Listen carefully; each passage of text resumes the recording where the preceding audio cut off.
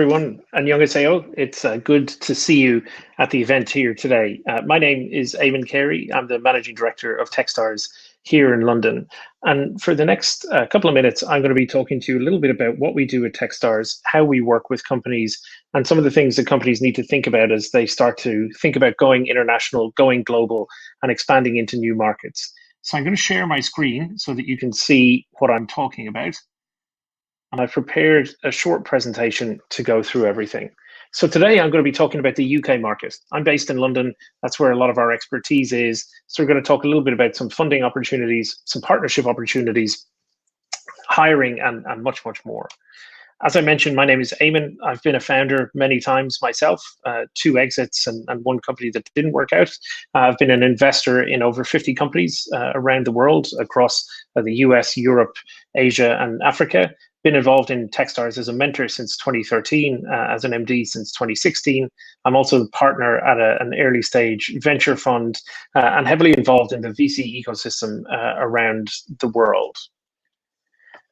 To tell you a little bit about what we do at Techstars, I should tell you the origin. So Techstars was founded in 2006 in Boulder, Colorado, as the worldwide network that helps entrepreneurs succeed. And really what we wanted to do was bring together smart people and great founders and help them make connections for business partnerships, for investment, for advice, for guidance, for knowledge, and much, much more. And our belief is that entrepreneurs can change the world. You know, we believe that startups have huge power, that corporates want to connect into them, and we have a great set of partners that we work with on that basis, and that communities around the world can be hugely beneficial and hugely receptive to entrepreneurial ecosystems. And we work with companies at every stage of their journey, from inspiration right the way through to IPO. We run programs like Startup Week at Startup Weekend and mass mailouts like Startup Digest around specific topics or ecosystems. And in a Startup Weekend, you can meet like-minded people who want to start companies over a weekend-long program and meet co-founders, pitch your idea, build an MVP, and hopefully find people who want to take your business forward. We run accelerator programs around the world, 50 of them now around the world, where we invest up to $120,000 into companies. We connect them with hundreds of mentors and investors and partners and opportunities to grow and scale. We have a venture fund that continues to invest in companies. We run regular events around the world and have huge amounts of ongoing support for the companies that have gone through Techstars. So really want to be there at every stage of the journey for the founders that we work with. What I do day to day is run what we call a mentorship-driven accelerator program. So we run 50 of these programs around the world, and in each of them we pick 10 companies. We bring them in for 3 months and connect them with lots of amazing people, so founders and operators, executives, subject matter experts, people who can help them with knowledge and expertise and connections and more, and really provide some hands-on mentorship to help those companies grow and scale and help them avoid making some of the mistakes that companies make in the earliest stages of their journey. And we've been doing this, as I said, for 14 years now. We've run over 200 of these programs. The companies that we've invested in have raised over $9 billion in funding, and collectively that portfolio has a market cap of $27 billion. We're one of the number 1 early stage investor by volume, according to Crunchbase. As I said, we'll invest in 500 companies this year. We have over 5,000 founders now in the network, and over 2,200 companies around the world that have worked with us, gone through one of our programs, and joined our network. And 86% of those companies that we've invested in are either active or have been acquired. And many times you'll hear, you know, just 5% or 10% of startups will succeed. I mean, I think this statistic is really interesting in terms of the number that we're able to help get to maturity, that we're able to help get out the gate, and the number that we're able to help get acquired as well.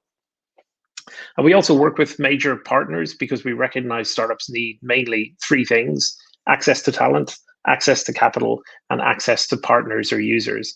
And so working with companies like Amazon AWS or Peloton or the US Air Force or Warner Music around specific topics or themes like fintech or insurtech or music or health and fitness and retail and much, much more, it allows us to curate a list of some of the world's biggest corporates that our companies can work with, can connect with, and can start to build relationships with, either as potential customers, as potential acquirers, as potential partners, and much, much more. So we view that as a really value add piece that we bring to the ecosystem and something very unique about the network that we've built. Just very briefly, we ask for 6% of the common stock in a company to join the Techstars network. We run a full equity back guarantee to help de-risk it for founders.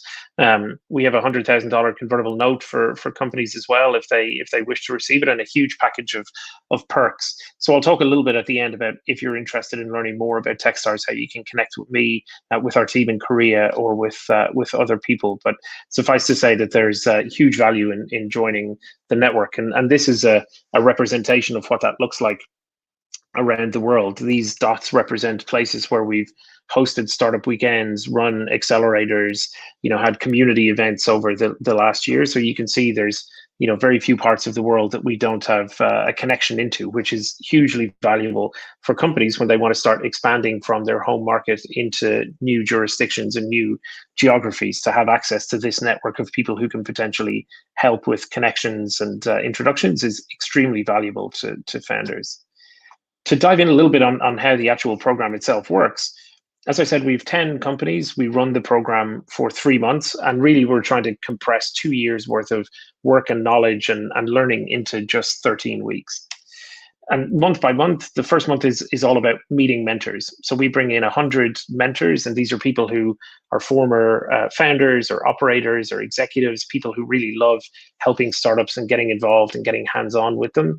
Those people come in, they spend time with the companies, get to know them, understand some of their challenges, and offer to help out and open up their network. So companies meet a huge number of extremely valuable people who can help them and who may end up investing in them. Or we've had mentors who've joined companies as late stage co-founders or as employees. We've had mentors who've been involved as advisors and board members for many years. So the first month is about really building your network. And for companies that want to expand out of the Korean market into one of the areas that we run a Techstars program, particularly in my case in London, being able to come in and build that network and build those connections very, very quickly is really important. And I'll talk a little bit about how 42 Baru did that in the London program 2 years ago in a couple of slides' time.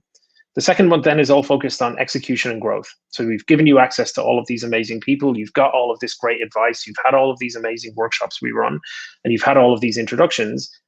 Now go and build a product. Now go and execute. Now go and sign deals. Now go and acquire users. Now go and grow the business. And then the third month is about kind of connection with investors and preparation for the end of the program, our demo day. So whilst there's no typical week, we run office hours with various different mentors and experts who come in on a wide range of topics. We have one-on-ones between me and all of the companies. We have all hands meetings so that everyone is held accountable to one another. We bring in founders to tell their stories. We host pitch practice events. We have investors coming in and out with lots and lots of workshops going on where we have people talking about everything from accounting and legal to fundraising and marketing and branding and lots of these other topics. And I think it's really important to mention how pivotal the mentors are to the whole program and process that we run. That DigitalOcean is one of the biggest companies that went through the Techstars Boulder program about 11 years ago. They're still engaged with the mentors that worked with them back then, and now Mitch and the team there are mentors on the Techstars New York program and many others. So this network of people that we have curated around the world, these mentors who are giving their time freely and who really, really want to help startups grow and scale and achieve their goals, they're another huge part of the secret sauce and a huge part of what makes Techstars really special. And these are just some photographs of one of the most recent programs that we ran. So we brought everyone away for a weekend, all of the 10 companies, to spend some time together, to get to know one another, to build relationships and friendships. This is what the Mentor Madness process looks like. So these are some of the mentors sitting around the tables, and the companies move between each table and spend about 15 or 20 minutes with each mentor. Obviously, this year we'll be looking at doing a lot of these types of events virtually because it's going to be a little bit more difficult to have large gatherings for the foreseeable future. But we're going to have a hybrid mix of in-person and virtual events this year. We also have great workshops. So Gabby from Multiple doing his workshop on branding and marketing and positioning. And again, we have probably 20 or 25 different workshops that happen over the 3 months that are all delivered by subject matter experts, where there's office hours on one-on-one time with these experts after the workshop that they give, and hugely valuable events for the companies.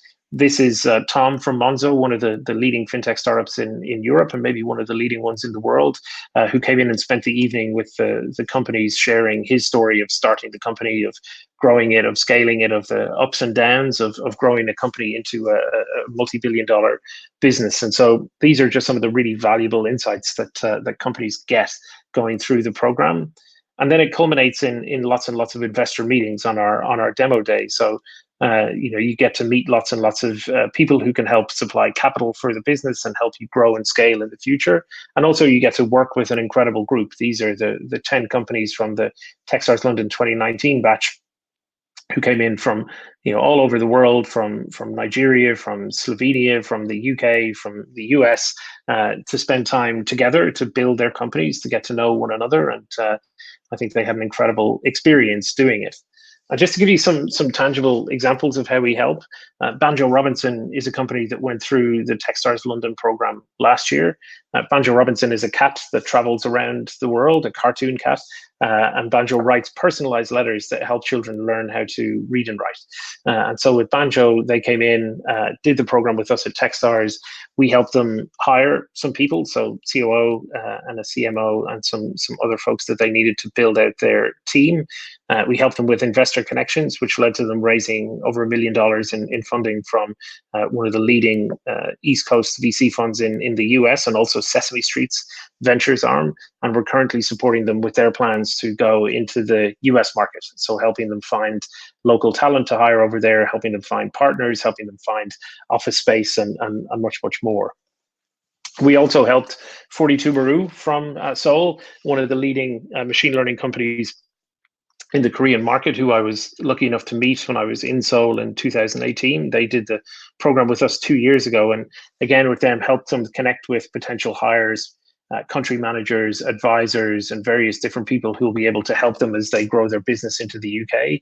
Connected them with over 100 angels and VCs to help with future rounds of funding, and also connected them with dozens of major corporates in the UK and European markets, again giving them a foothold in the UK for their expansion to this part of the world.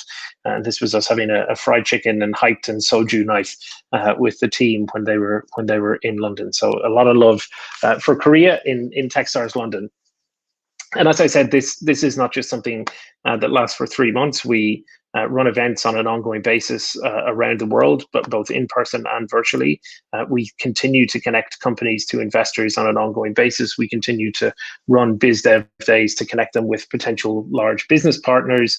It's really the 3 months is just the first phase of the program that we run. So to talk a little bit more specifically about London and the rationale behind companies thinking about expanding to this part of the world, London is the most active VC ecosystem in Europe. In fact, it's if you take several of the other largest ecosystems like Paris and Berlin and Stockholm and Helsinki and Tallinn and combine them, still London is bigger. So lots and lots of seed stage investors, early stage, right the way through to Series A and B and growth stage investors who are based in London, and lots of the European VC funds will also invest into companies that are based or headquartered out of London. So huge amount of early stage investment activity happening in the London ecosystem, which is hugely valuable, and that money is going into companies in the UK, but also companies that are looking to expand into the UK market.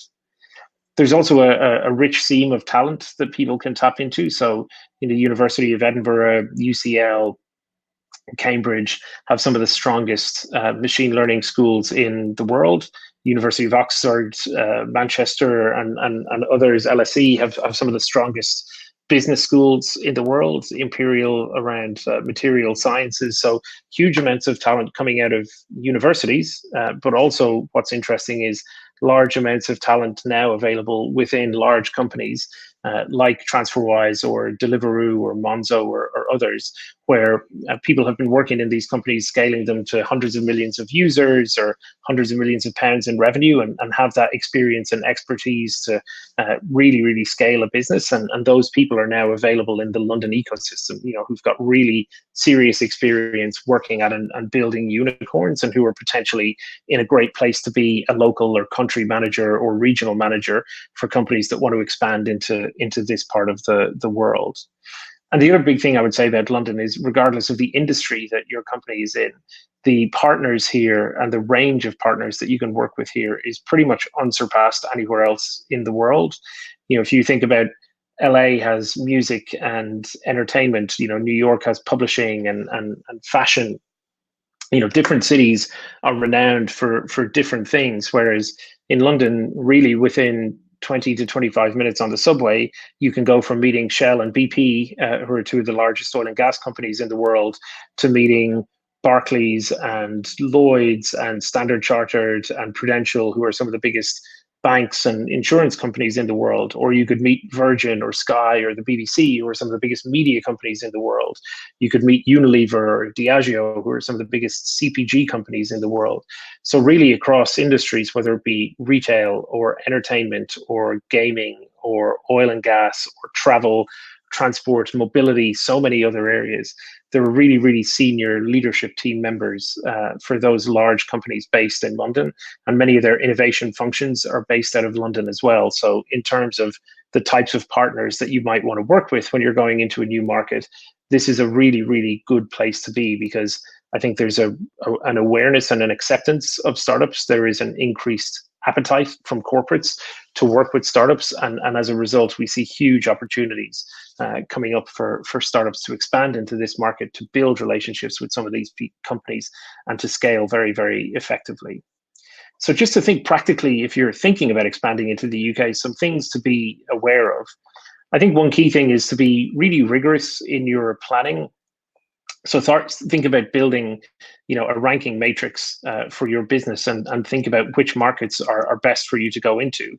So you want to be thinking about how much competition is there for your business in the UK market. Depending on your product, is there going to be any supply constraints if you move into the market? Do you have any marketing ability or a go-to-market strategy that might be better suited for the German market or the French market versus the UK market? How similar are the consumers in this new market that you're going into? How much research have you been able to do on them? How quickly is the market growing, which is a challenge for a lot of markets at the moment? And how big is the addressable market size? And I think it's really interesting to look at several markets before you make a decision, and really try and be very structured about how you think about this matrix and how you think about ranking different locations to expand into. Because I think I've seen many companies make mistakes by expanding into the wrong market and making the wrong assumptions, or going into a new market without having thought it fully through. And I think just by being structured in your planning, you'll give yourself a much, much better chance of success. I think one big thing to be aware of is that presence is key. So even though this new world is one where we're all communicating on Zoom, and where WhatsApp and FaceTime and all of these different tools allow us to work remotely, I think it's still very important for building business and investor relationships in particular, to be and to feel like your business is present, or is making a very serious commitment to the UK market. And that splits out into a couple of different ways. So one is conferences and events, one is spending time with clients, and I would say spending time with potential investors, if that's one of your goals for coming over here, and then thinking about a local office and a team. So I'm just going to talk a little bit more about each of these.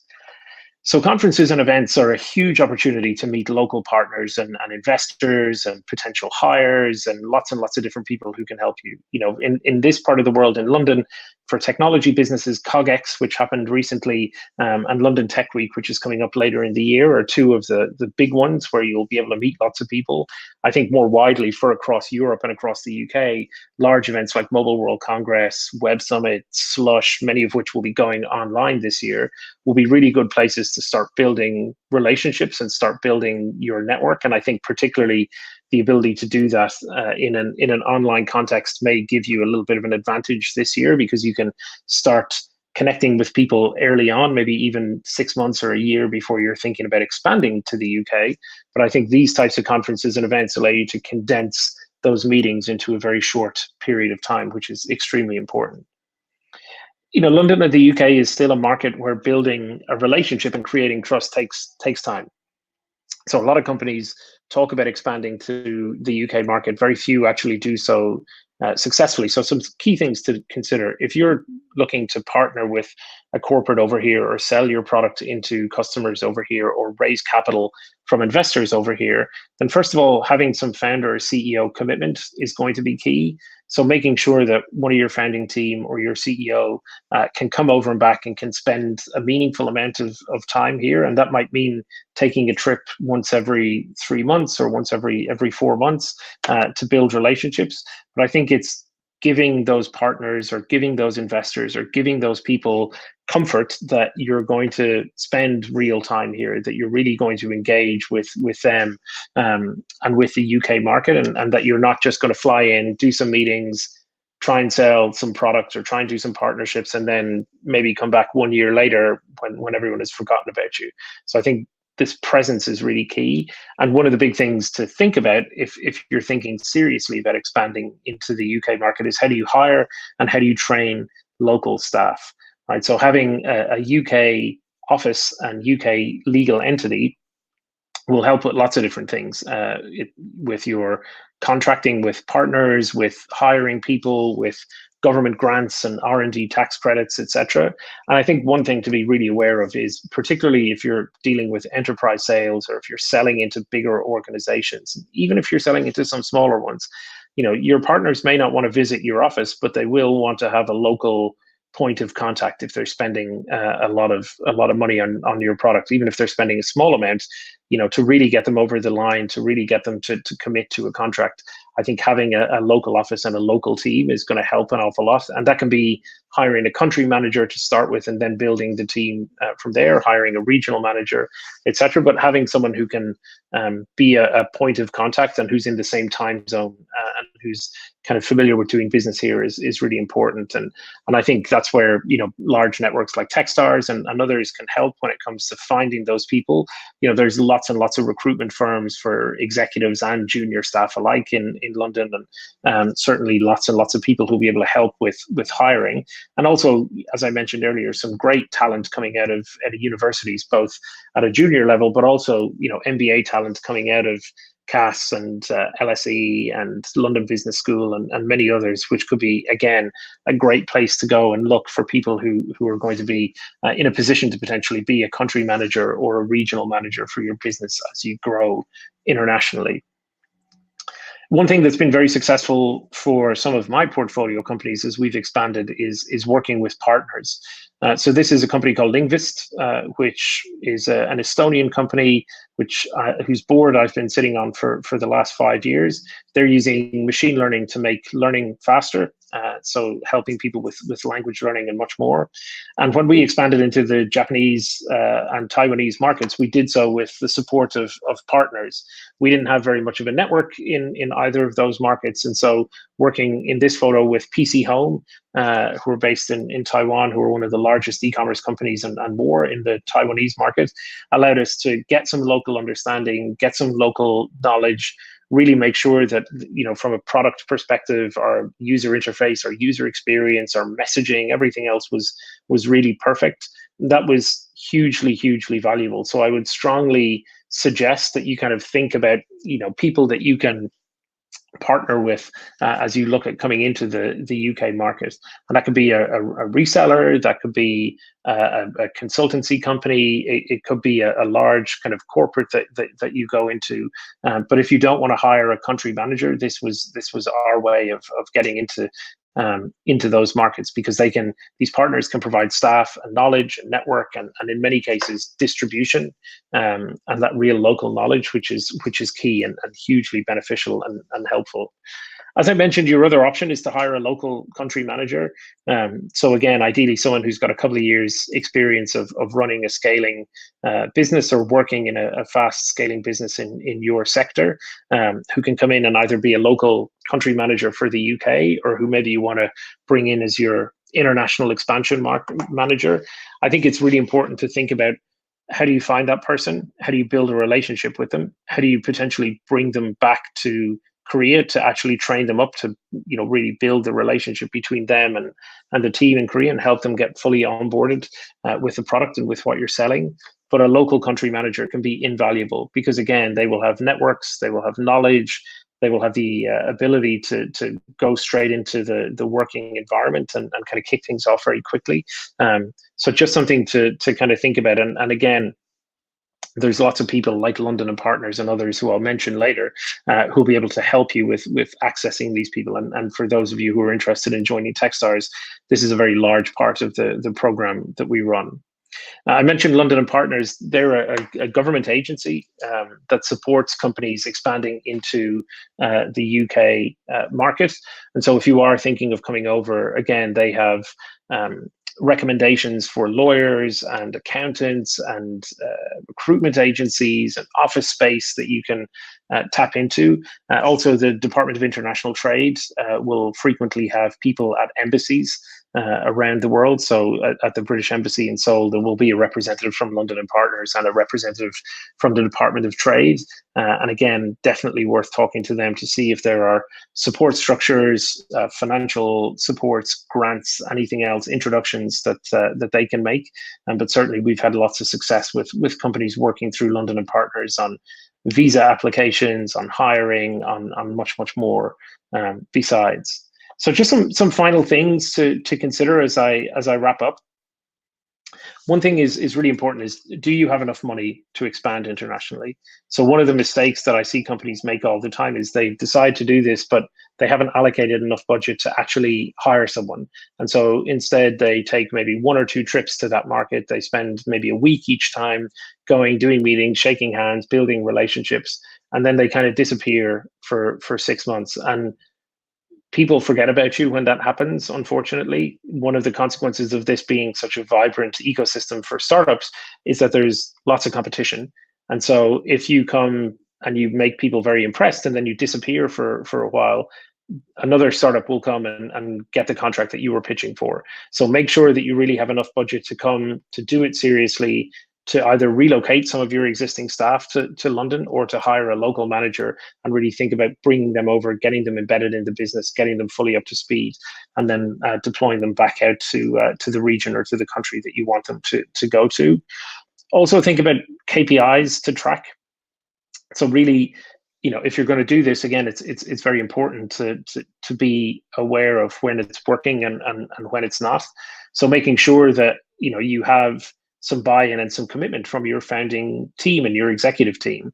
That even if you hire a country manager, your CEO or CTO or CMO is probably going to have to make a couple of trips to this expansion market every year.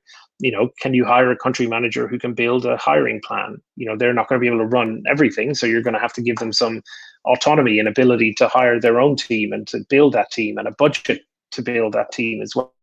Because obviously, if things start being successful and you need to hire additional salespeople, or if you need to hire, some support team members, or if you need to hire some engineers even here, you need to have obviously budget.